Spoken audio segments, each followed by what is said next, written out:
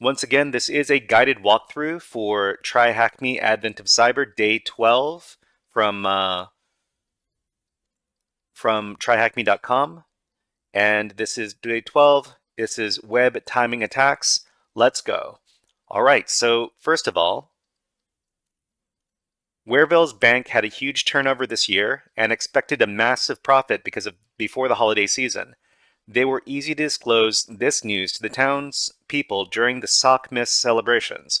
However, to their surprise, things went the other way around.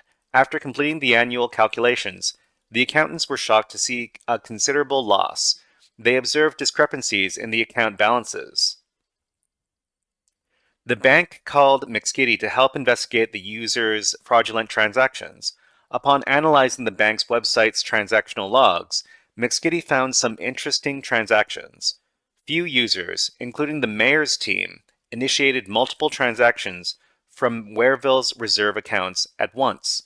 Surprisingly, all these transactions succeeded, despite exceeding the user's current balance.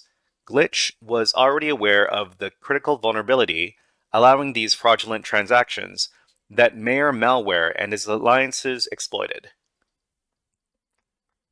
So what are we going to be doing in today's activity? Today's learning objectives are: understand the concept of race condition vulnerabilities, identify the gaps introduced by HTTP2, exploit race conditions in a controlled environment, and learn how to fix the race. Okay, so we need to connect to the machine to finish today's activity. And to do that, we need to take a look at the connection card over here. So do we need to start the attack box today? Yes. Do we need to start a VM today? Yes. Okay, so we're going to click on the green start button over here to begin the exercise. So we need to start two VMs. The first one is this one over here. We're going to press the green start machine button, and then we're going to go up to the top of the TryHackMe page, and we're going to click on this button here, which is labeled Start Attack Box. So the attack box is an attacking machine that we're going to be using to interact with the vulnerable VM. So go ahead and click on the Start Attack Box button over here, and that's going to split the browser pane in two while the attack box initializes over here. It's going to take a couple of minutes. So in the meantime, we're going to take a look at the description for today's challenge. So we're talking about web timing and race conditions. Conventional web applications are relatively easy to understand, identify, and exploit. If there's an issue in the code of a web application, we can force the web application to perform an unintended action by sending specific inputs. These are easy to understand because there's usually a direct relationship between the input and the output. We get bad output when we send bad data, indicating a vulnerability. But what if we can find vulnerabilities using only good data? What if it isn't about the data but how we send it? This is where web timing and race condition attacks come into play. Let's dive into this crazy world and often hidden attack surface. In its simplest form, a web timing attack means we glean information from a web application by reviewing how long it takes to process a request. By making tiny changes in what we send or how we send it and observing the response time, we can assess information we're not authorized to have. Race conditions are a subset of web timing attacks that are even more special. With a race condition attack, we are no longer simply looking to gain access to information, but can cause the web application to perform unintended actions on our behalf. Web timing vulnerabilities can be incredibly subtle. Based on the following research, response time differences ranging from 1300 milliseconds to 5 nanoseconds have been used to stage attacks. Because of their subtle nature, they can also be hard to detect and often require a wide range of testing techniques. However, with the increase in the adoption of HTTP2, they have become a bit easier to find and exploit. Next is the rise of HTTP2. HTTP2 was created as a major update for HTTP, the protocol used for web applications. While most web applications still use HTTP 1.1, there has been a steady increase into the adoption of HTTP 2, as it is faster, better for web performance, and has several features that elevate the limitations of HTTP 1.1. However, if implemented incorrectly, some of these new features can be exploited by threat actors using new techniques. A key difference in web timing attacks between HTTP 1.1 and HTTP 2 is that HTTP 2 supports a feature called single packet multi-requests. Network latency, the amount of time it takes for the request to reach the web server, made it difficult to identify web timing issues.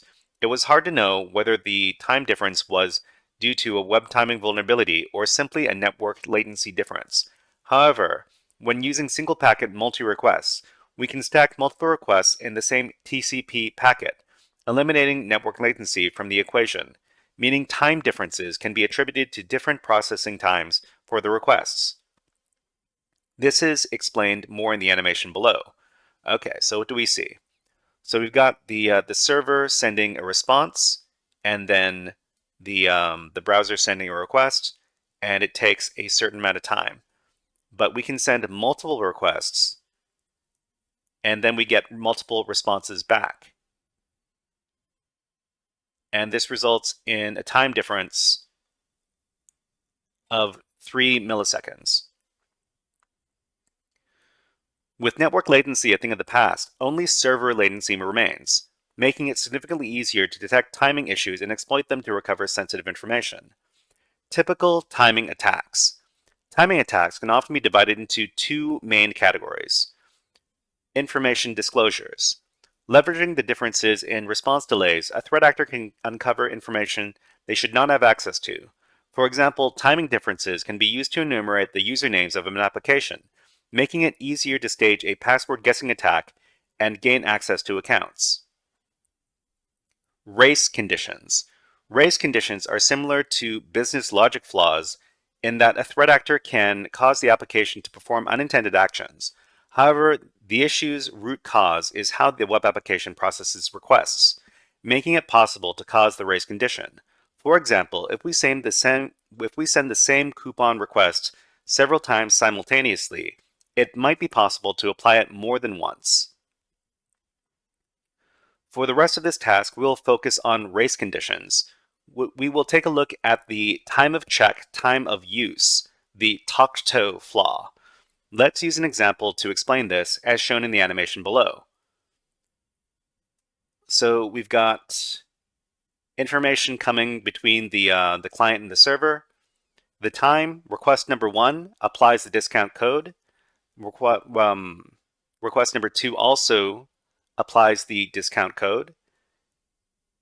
The first request applies the discount, and then it sets the flag for already used for the coupon. But because we send more than one at the same time, then they can both be set before the flag for already used for the coupon becomes valid. When the user submits their coupon code and the actual code of the web application, at some point, we perform a check that the coupon is valid and hasn't been used before. We apply the discount, and only then do we update the coupon code to indicate that it has already been used. In this example, because our check if the coupon is valid and our update of the coupon being used, there are a couple of milliseconds where we apply the coupon. While this may seem small, if a threat actor can send two requests so close together in time, it might happen that before the coupon is updated in request 1, it has already been checked in request 2, meaning that both requests will apply the coupon. Winning the race. Now that you understand basic concepts related to race conditions, let's explore how this vulnerability occurs in a real-world scenario. For this, we will take the example of the Wareville banking application hosted on this IP address right here. So we can actually copy this. Okay? This application allows users to log in and transfer funds between accounts. Intercepting the request. Before we start intercepting requests, we need to configure the environment so that as a pen tester, all web traffic from our browser will be routed through Burp Suite. This allows us to see and manipulate the requests as we browse. We will use Burp Suite, a powerful web application scanner. a web vulnerability scanner, to intercept and modify the request for this exploitation. You can access Burp Suite in the attack box. On the desktop of the attack box, you will see the Burp Suite icon as shown below. Okay, so in our attack box here, we're going to click into the terminal and hit enter to dismiss it. And then we're going to start up Burp Suite. Burp Suite is accessed through this icon right here. This is the Burp Suite Community Edition. So go ahead and click on that icon, and Burp Suite is going to start up. It should take a few moments to start up because there's a lot of stuff to load in. So we're just going to wait for it to complete. But in the meantime, let's take a look over here. So I think I know enough about Burp Suite to be able to guide you through the rest of this. And what we're going to do, when this screen appears over here, we're going to click on this orange Next button over here. And then we're going to click on the orange Start Burp button over here. So after we do that, we have to configure Burp Suite in a couple of ways before we can use it.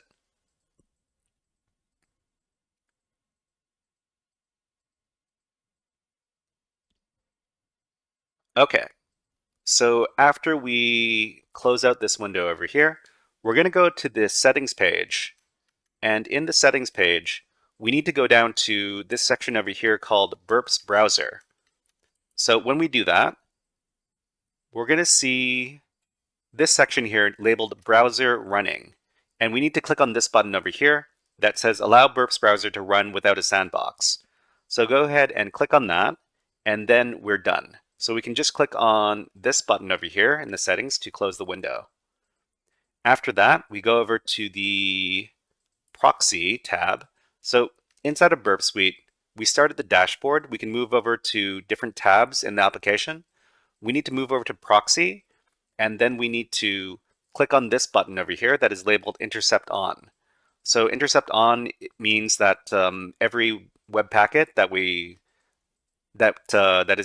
is sent to the browser is going to be intercepted. We do not want that. So we're just going to click on this blue button over here so that it says Intercept Off. That's the setting we want. After that, we want to open the Burp browser. So we can do that from the same menu over here, Proxy, Intercept, and then we can click on this button over here, Open Browser. So after we click the button, it's going to take a couple of moments to load up.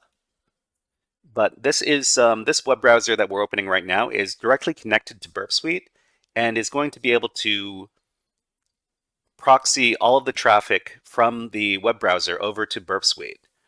So after that, we need to go over to the web address over here. So under Winning the Race, we need to copy this web address here. Copy that, and then go over to the control panel over here. It's in the middle of the screen. Click on it. Click on the clipboard here, and then paste in the IP address. After that, we're going to close out the clipboard, and then in the Burp browser, paste in the URL and hit enter. Okay, so we're now logged into the we're now on the application page, login page here. So in order to access the page, we need to use some special credentials. So here we need to use these set of credentials over here, account number and password. So the account number is going to be 110, and the password is going to be tester. And then after that, hit the login button here. Okay, now we're logged in. Great. So this is an application where we can transfer money between bank accounts, and we see that in the tester account we've got a balance of $1,000, and we can also specify a bank account to transfer money to as well as an amount.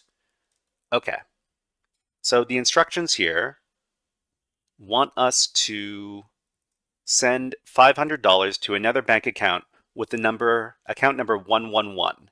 So that's what we're going to do. So target account number, we're going to click into here and choose 111.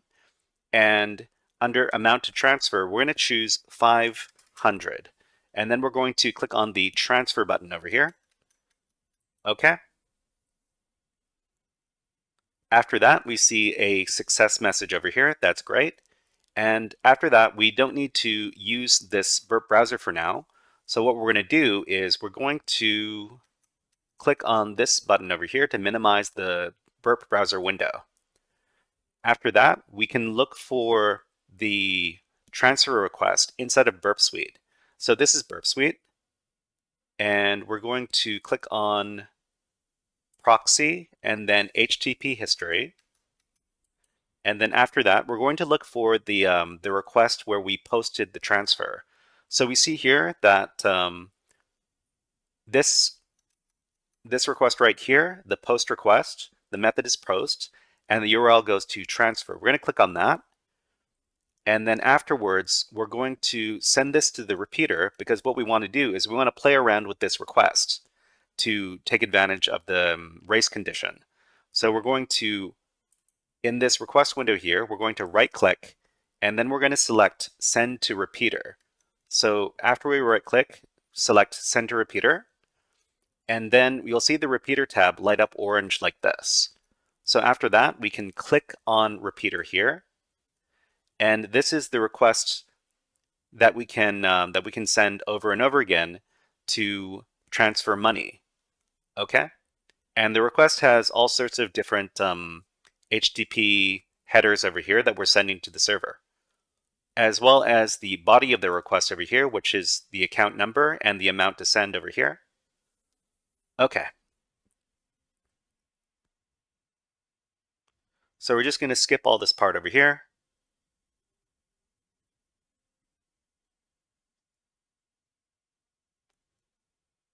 Okay, so we've navigated to the repeater tab, where you can find the post request that needs to be triggered multiple times to take advantage of the race condition. We can change the account number from 111 and the amount from 500 to any other value in the request as well, as shown below. So over here, we could change this to any other amount, but for this example, we're not going to. So place the mouse cursor inside the request, inside the repeater tab in Burp Suite, and press Ctrl-R to duplicate the tab. Press Ctrl-R 10 times to have 10 duplicate requests ready for testing. So over here, we've got one repeater tab that is ready for testing. We're going to click into the request over here, and then we're going to use the keyboard shortcut Ctrl-R, and we're going to create 9 more. So hit Ctrl-R once, and that's going to create the second tab, and then we're going to repeat that 8 more times. 1, 2, 3, 4, 5, 6, 7, 8. And we're going to see that we have a total of 10 tabs over here. Okay, so now that we have 10 requests ready, we want to send them simultaneously. While one option is to manually click the send button in each tab individually, we aim to send them in parallel. To do this, click on the plus icon next to request 10 and select create tab group. So over here, this plus button over here in the in Burp Suite, we're going to click on it, and then we're going to select create tab group. That's going to group all of these tabs, these 10 request tabs all together. And we're just going to call this, I think they want us to call this funds. And after that, we're going to click on the add tabs to group. So we need to add all these 10 tabs to the group. So we just need to click on each one of them individually until we have all 10 of them selected. So after that's done, we're going to click on the create button here. Okay.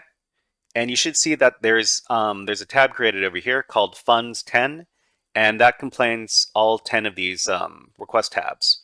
Okay. So we've just done this over here. So now we are ready to launch multiple copies of our HTTP post requests simultaneously to exploit the race condition vulnerability. Select Send Group in Parallel Last Byte Sync in the drop-down menu next to the Send button. So the Send button is over here, but there's another drop-down button over here. We need to select this, and we need to select this option over here, Send Group in Parallel Last Byte Sync. So click on that. and then click this button to send all the duplicated requests in our tab group at the same time as shown below. So just go ahead and click on Send Group in Parallel button over here. So click on that button, and we see once all the requests have been sent, navigate to the tester account in the browser and check the current balance. You will notice that the tester's balance is negative because we successfully transferred more funds than we were available in the account, exploiting the race condition vulnerability. Okay, so let's go ahead and do that. So we're going to minimize Burp Suite with this button here, and then we're going to go back to the Burp browser, and in the Burp browser, we're going to click on the Reload button. So we see here that the tester's account balance is in the negatives. It's negative 4,500. And normally this is not possible because as soon as we hit a zero balance, or if the request would have taken us into the negative, it would have prevented us from doing so. By duplicating 10 requests and sending them in parallel, we are instructing the system to make 10 simultaneous requests, each deducting $500 from the tester account and sending it to account 111111. In a correctly implemented system, the application should have processed the first request, locked the database, then process the remaining requests individually. However, due to the race condition, the application handles these requests abruptly, resulting in a negative balance in the tester account and an inflated balance in account 111. Verifying through source code. Suppose you are a penetration tester with access to the application's source code, as in a white box testing scenario.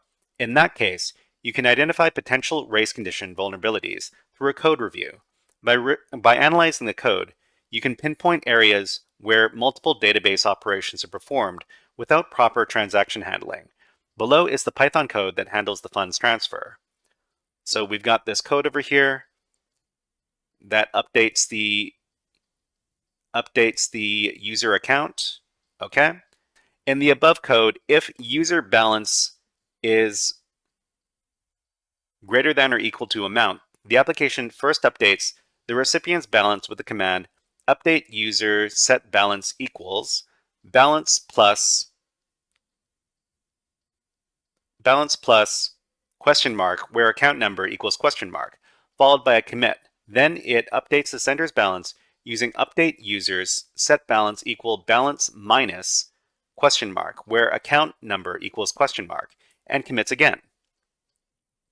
Since these updates are committed separately and not part of a single atomic transaction, there's no locking or proper synchronization between these operations.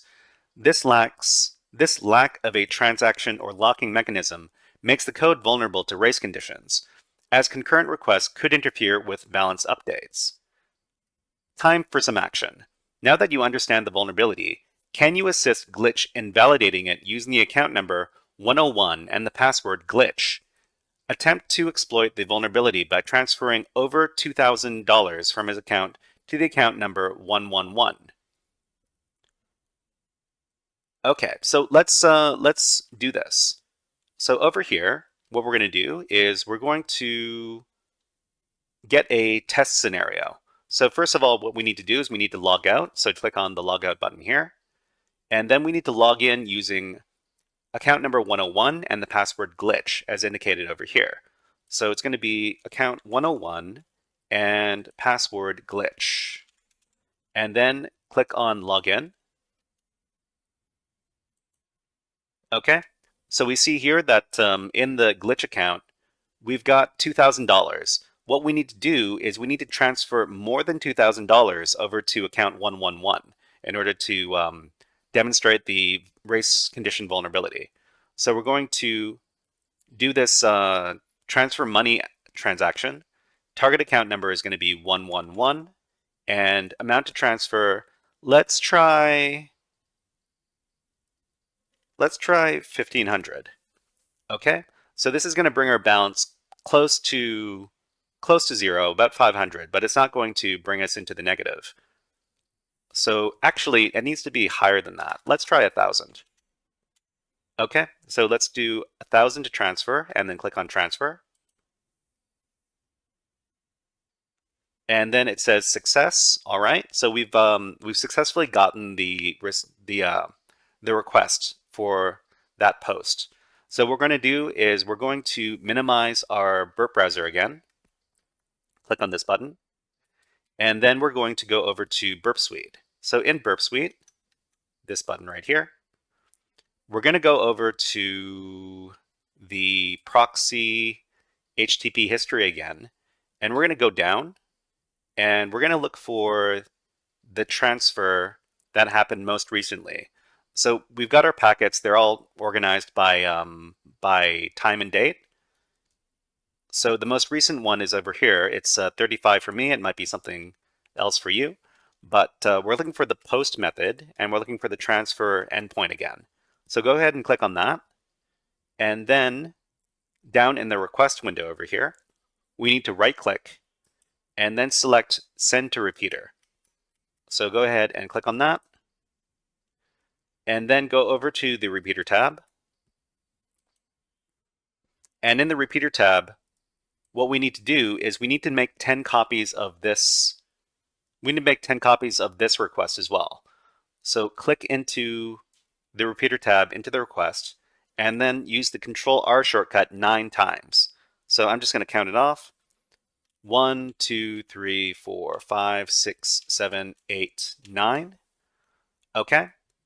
And what we're going to do is we're going to press the plus button over here. And then we're going to create a tab group again.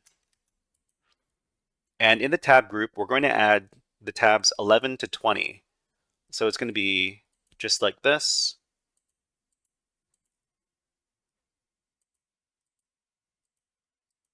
And then after that, we're going to click on the Create button. We should probably name this one too. So I guess we're going to name this one Test, and then we're going to click on the Create button here.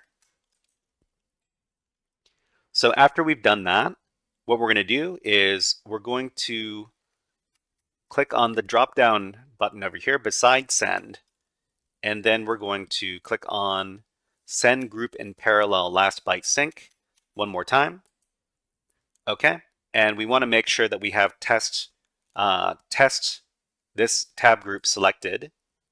Okay, and then we're going to click on the Send Group Parallel button. Okay, after we've done that, we can minimize Burp Suite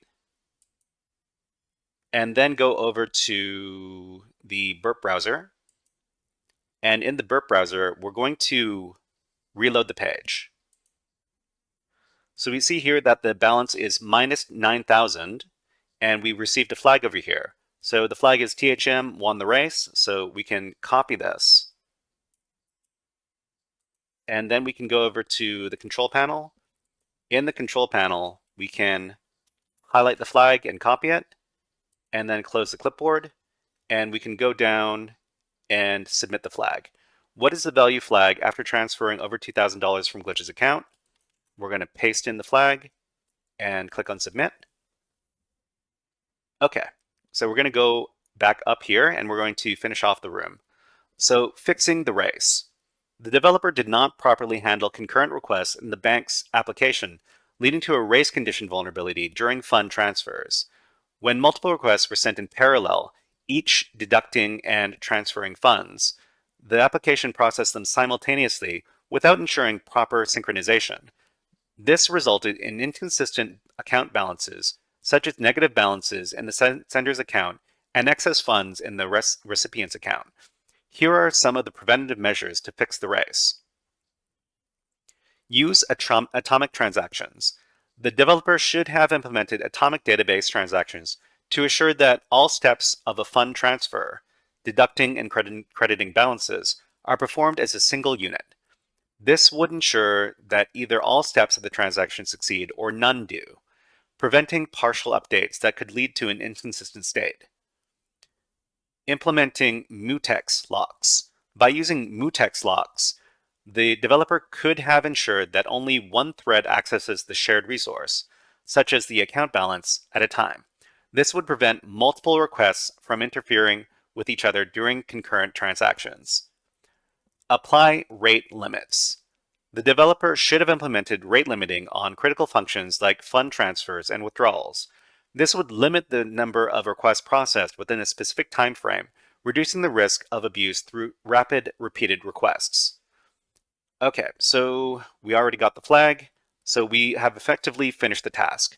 So over here, if you enjoyed the task, feel free to check out the race conditions room. We can click on complete, and then when balances shift and numbers soar, look for an entry in open door.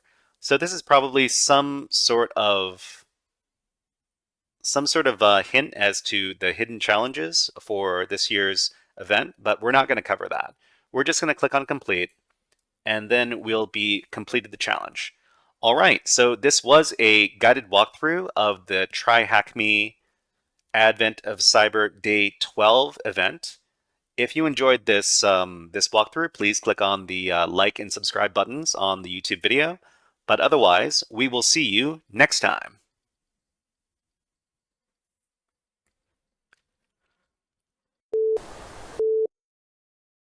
Hey there, HackerFrogs! Are you enjoying this workshop? Learning new concepts and skills? If so, there's a way you can support the channel, and it's totally free. Just click on the subscribe button below the video. Also, click on the like button. And if you have questions or comments on this workshop, please leave them below the video. Thanks for listening. And now, back to our scheduled programming.